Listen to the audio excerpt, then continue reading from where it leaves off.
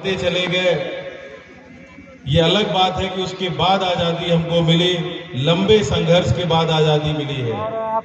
उस आजादी को संजो के रखना हम सब की जिम्मेदारी बनती है और इसीलिए यह यात्रा भी हम लोग निकाले हैं। भारत छोड़ो आंदोलन जो असहयोग आंदोलन के लगभग 22 साल बाद शुरू हुआ, 9 अगस्त 1942 को महात्मा गांधी जी ने नारा दिया, करो या मरो, अंग्रेजों भारत छोड़ो। इस नारे के साथ आपके मोबाइल पे भेजें, बड़ा आंदोलन हुआ और उस आंदोलन में सबसे बड़े नायक की भूमिका में अगर कोई निकले तो हमारे डॉक्टर राम मनोहर लोहिया जी निकले थे। उस आंदोलन में वो समाजवादी लोगों का आंदोलन इतना बड़ा आंदोलन हुआ कि देश आजाद हुआ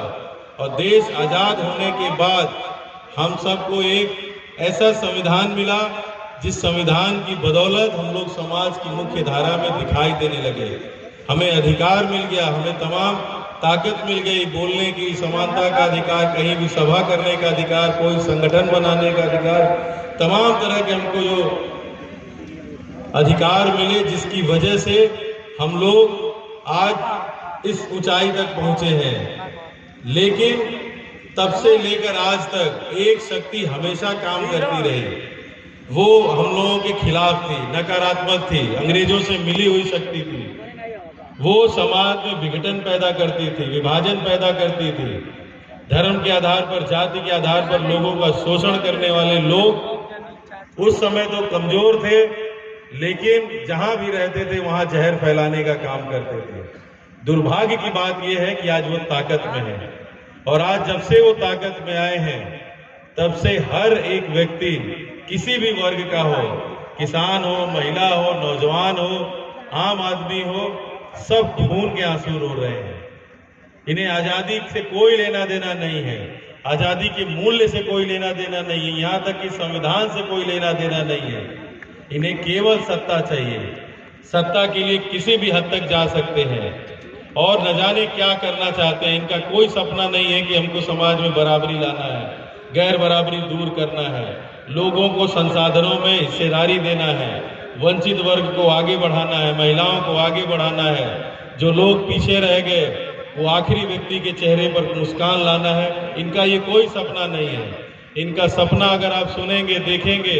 इनकी भाषा आप देखेंगे तो अभी जो नई संसद में पहुंचे हैं इनकी भाषा गवाह है। नीचे से लेके ऊपर तक ये इसी तरह के लोग हैं,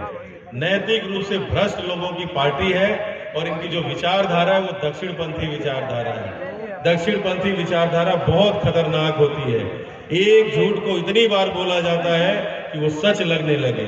और 100 बार से ज्यादा बार बोल करके झूठ को सही साबित करने की कोशिश करते हैं। आम जनता को, भोली भाली जनता को गुमराह करके, उन्हें झूठे दिलासे दे करके, झूठे वादे करके, दूर का सपना दिखा करके और सरकार में आ जाते हैं और सरकार में आने के बाद दमन वाली कार्रवाई करते हैं, मुकदमे लगाते हैं, फर्जी एनकाउंटर करते हैं, बेरोजगारी बढ़ा देते हैं, महंगाई बेतहाशा बढ़ा देते हैं, चीजों का दुगना दाम कर देते हैं, बढ़ा देते हैं, बेच देते हैं हमारे देश की सभी संपत्तियों को। इसलिए हम लोग यही सब बात हर जगह कहते हुए आ रहे हैं कि देश, एक तरफ देश बचाने वाले लोग हैं और एक तरफ देश बेचने वाले लोग हैं। हम सब लोगों को मिल करके इस देश के संविधान को बचाना है, लोकतंत्र को बचाना है, इस देश की संपदाओं को बचाना है, बेरोजगारी से लड़ना है, महंगाई से लड़ना है, निजीकरण के खिलाफ लड़ना है, अपने बैंकों को बचाना है, अपने खनिज संपदाओं को बचाना है, बिजली बचानी है। जितनी चीजें सरकारी नियंत्रण में रहेंगी या जनता के हिस्सेदारी में रहेंगी, जनता का उतना ज्यादा भला है। जितनी चीजें प्राइवेट हो जाएंगी, बिक जाएंगी, निजी क्षेत्र में चली जाएंगी, तो सबका नुकसान हमको तो है ही है, हमको आपको तो है ही है, आने वाली नस्लों को बहुत बड़ा नुकसान होने जा रहा है। हम आने वाले भारत को क्या दे करके जाएंगे जब वो हमसे सवाल करेंगे, हमारी पीढ़ियां, कि जब संविधान रौंदा जा रहा था, जब आरक्षण के साथ छेड़छाड़ हो रही थी, जब लोकतंत्र का खात्मा किया जा रहा था, जब कोई ऐसी सरकार बैठ गई थी जो बेरोजगारी को उच्चतम स्तर पे पहुंचा दिया, नौजवान हमारे डिग्रियां लेकर के सड़कों पर मारे मारे फिर रहे थे, तो उस समय के लोग आखिर कर क्या रहे थे? इसी सवाल का जवाब देने के लिए हम लोग साइकिल यात्रा लेकर के निकल पड़े कि लोगों के बीच जाएंगे, एक एक व्यक्ति के पास जाएंगे और इसको जन आंदोलन बना करके भारतीय जनता पार्टी सरकार को इतिहास में हमेशा हमेशा के लिए मिट्टी में मिलाने का काम करेंगे। इनको कभी सरकार में वापस नहीं आने देंगे, इनको कभी दमन वाली कार्रवाई और कभी जिस तरह से इन्होंने शासन किया है वैसा कोई सरकार कभी दुर्भाग्य से भी ना आने पाए इस देश में, ऐसा हम लोगों को बताने का काम करेंगे। हम सब पूरे गोरखपुर जनपद की सभी 9 विधानसभा में गए, न जाने कितनी जगह पर हम लोगों का स्वागत सम्मान आप सबने किया। हम लोगों को फूल मालाओं से, हम लोगों को अपने सम्मान वितरण करके, इस तरह से अंग वस्त्रम भेंट करके या हम लोगों को आर्थिक मदद करके आप लोगों ने जितना हम लोगों का हौसला बढ़ाने का काम किया है, हम एक एक गोरखपुर जनपद के सभी सम्मानित हमारी पार्टी के नेताओं का, कार्यकर्ताओं का, अपने संगठन के सभी पदाधिकारियों का,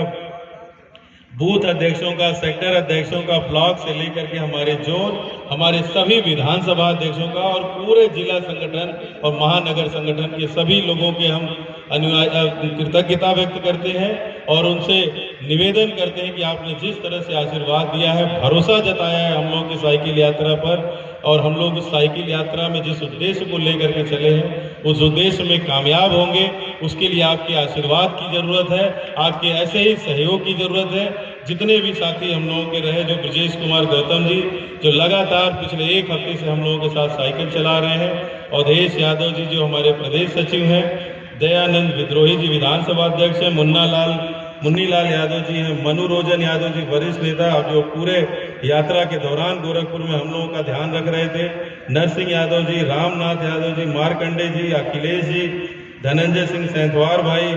दयाशंकर